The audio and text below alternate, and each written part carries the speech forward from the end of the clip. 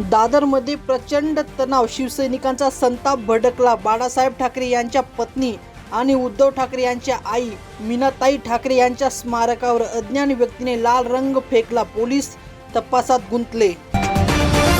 आशिया कपमधील भारत-पाकिस्तान सामन्यानंतर राज ठाकरे संतापले. त्यांनी पहलगाम हल्ल्याचा उल्लेख केला आणि कोण जिंकले असा प्रश्न विचारला. त्यांनी सत्ताधारी पक्षाला टार्गेट करत एक व्यंगचित्र देखील शेअर केले.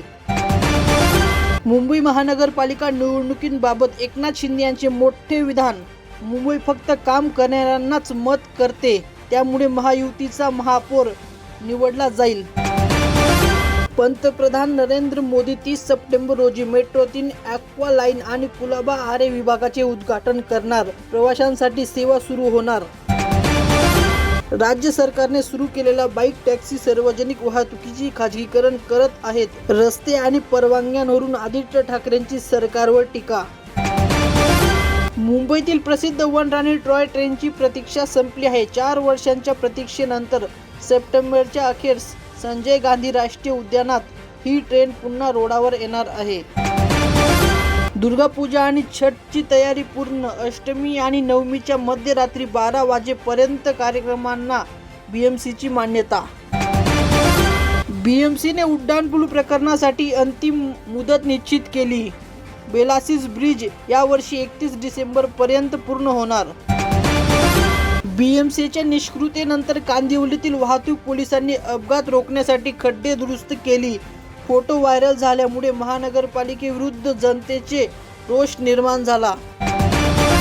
मुंबईतील केएमसी रुग्णाची वाढती संख्या, पायाभूत सुविधा आणि कर्मचाऱ्यांची कमतरता या समस्येशी झुंज आहे. शिवभोजन थाळी बंद केली जाणार नाही. कामगार वर्गांसाठी मोठा दिलासा. केंद्र संचालकांना सरकार 200 कोटी रुपयांची थकबाकी देणार. मंत्रिमंडळाच्या बैठकीत या निर्णयाला मंजुरी देण्यात आली. नवीन व्यवस्थापन, जुनीच वेदना. घोडबंदरमध्ये मोठ्या प्रमाणात वाहतूक निर्बंध असूनही वाहतूक कोंडी सुरूच आहे, ज्यामुळे स्थानिक लोकांना संतापले आहेत.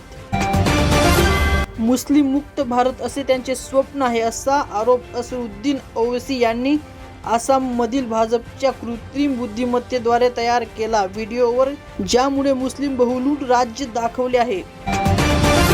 पंतप्रधान नरेंद्र मोदी एक मजबूत राष्ट्रीय नेते. महाराष्ट्राचे मुख्यमंत्री देवेंद्र फडणवीस आणि दोन्ही उपमुख्यमंत्री पंतप्रधान मोदींना त्यांच्या 75व्या वाढदिवसाच्या शुभेच्छा दिल्या.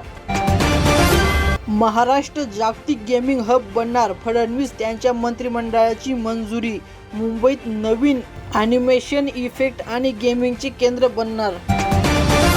मीरा भाईंदरच्या मुख्य रस्त्यावर कॉन्क्रीट टाकण्यासाठी 300 कोटी रुपयांचा खर्च येणार. MMIDने तयार केलेला प्रस्ताव. शाहरुख खान पासून आमिर खान पर्यंत, रजनीकांत पासून कमल हसन पर्यंत बॉलिवूड आणि दक्षिण भारतातील कलाकारांनी पंतप्रधानांना मोदींना वाढदिवसाच्या शुभेच्छा दिल्या. मुंबईतील एक धक्कादायक घटनेअंतर्गत गोरेगाव शाळेतील कर्मचाऱ्यांना 4 वर्षाच्या मुलीवर लैंगिक अत्याचार केल्याप्रकरणी अटक करण्यात आली. पॉक्सो ॲक्ट अंतर्गत गुन्हा दाखल करण्यात आला आहे. मुंबईत सोन्या चांदीच्या किमतीत बदल. 10 ग्रॅम 22 कॅरेट सोन्याची किंमत 1,02,400 रुपयावर झाली, तर चांदीची किंमत 1,32,000 रुपये प्रति किलोवर पोहोचली. मराठवाडा, मध्य महाराष्ट्र आणि कोकणात मुसळधार पावसामुळे 4 जणांचा बळी गेला. विमानांचे उड्डाणे रद्द झाले.